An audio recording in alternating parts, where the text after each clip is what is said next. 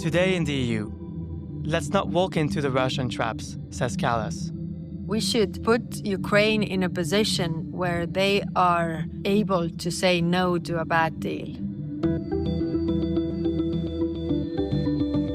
The first round of US-Russia talks on a potential peace deal on Ukraine started yesterday in Riyadh, Saudi Arabia. The behind-the-doors talks come after a week of American shock therapy for Europe. It started with Trump's call with Putin to start negotiations immediately, and a series of speeches at the Munich Security Conference from US Secretary of Defense Pete Hegseth and Vice President J.D. Vance, which we covered in our previous episode. The final blow came from US Envoy to Ukraine Keith Kellogg, who said the EU would be consulted for negotiations, but ultimately excluded from the talks. This had Europe and Ukraine in panic mode, since neither of them were part of the conversation. Zelenskyy has already made it clear: no peace deal without Kyiv.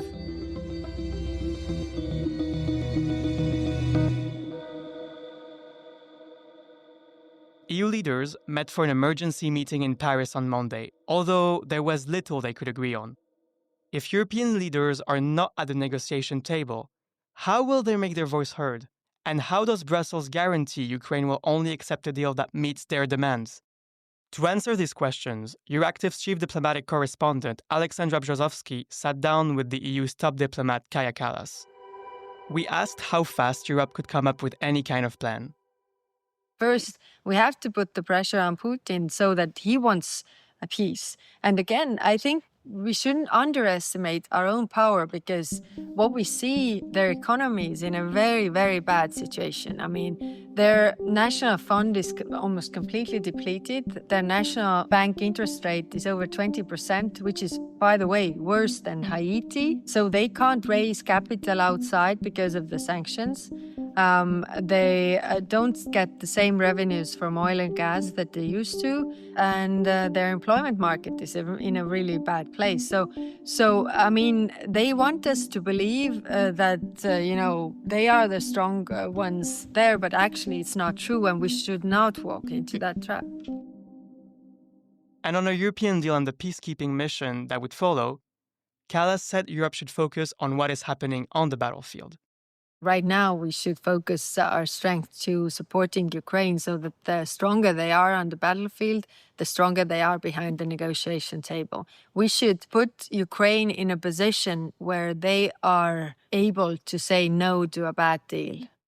Now, security guarantees are a key point of tension with Russia. Americans have drawn red lines, so we asked, what about Europeans? It's important that, before the negotiations have even started, you don't give away all the main asks that Russia has, because otherwise, the aggression really pays off. Not only that you have, occupied some territory, so you have additional territory, you have additional mineral resources, and then on top of this, you get all these promises from the other side as well. So I don't think it's a good negotiation tactic, nor is it strong.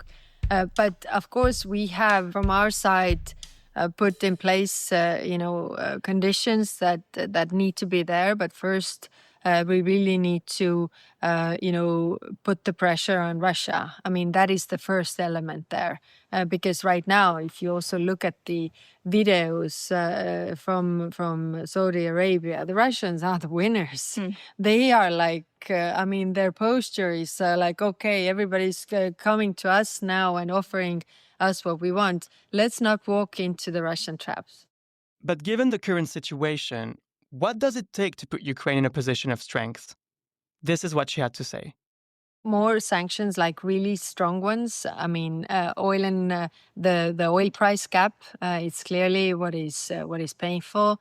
Then putting the political pressure, also political isolation for Russia, but also helping them with defense capabilities. And we have circulated with member states a new initiative how we can do this in a short term. Really. So basically, those who have the capabilities should, chip in with the capabilities, those who don't with the finances in order to get those resources from elsewhere.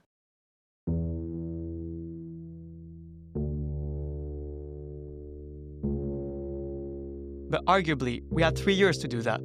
Her answer was twofold.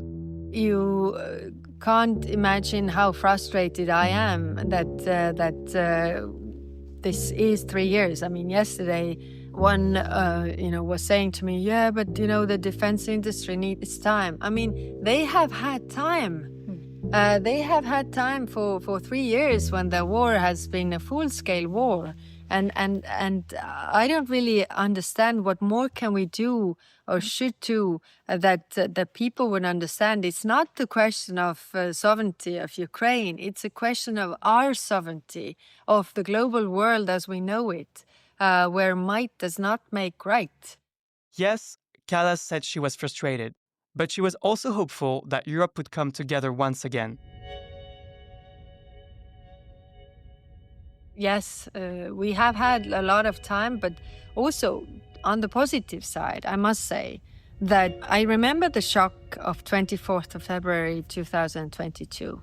And then, something started to happen because really, countries realized that we need to do something. Then I feel that now we are in the same position. And that's why, I feel, talking to European leaders, I feel that there is this, sense of unity and urgency again, which always, pushes us to act. And therefore, I'm relatively optimistic that we get our act together. The sense of urgency that Kallas mentions could fade away if we start discussing peace talks, right? After all, this would mean the war is ending. On that, the High Representative said it was up to Europeans to make painful decisions. In many societies, there is this will that pack this up and we go back to business as usual. And what I want to stress is that, of course, everybody wants peace.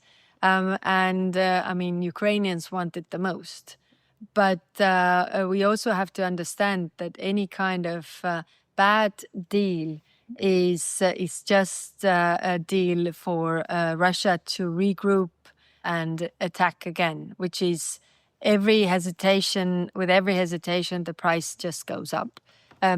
Making the investments in defense right now requires painful decisions from all the societies, but not making them would come at the higher cost later.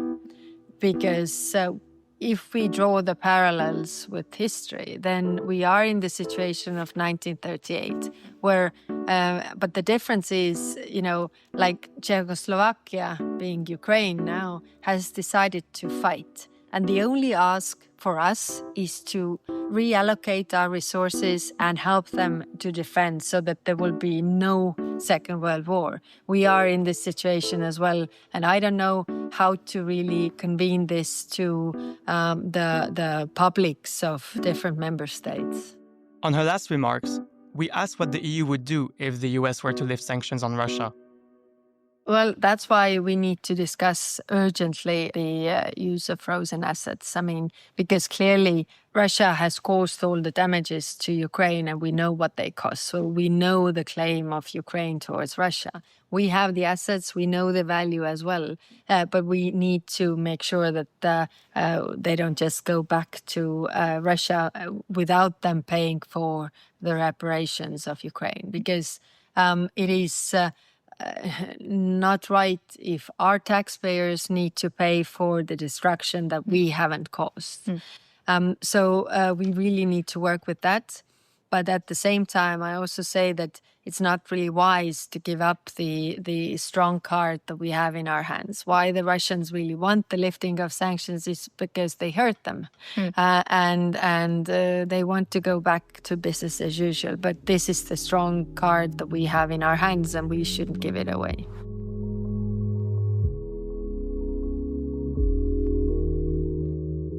You might have noticed our schedule has changed in the past few days. We are undergoing big changes, and we will be back with a new bi-weekly format. Until then, you can check our latest coverage on Euractiv's website.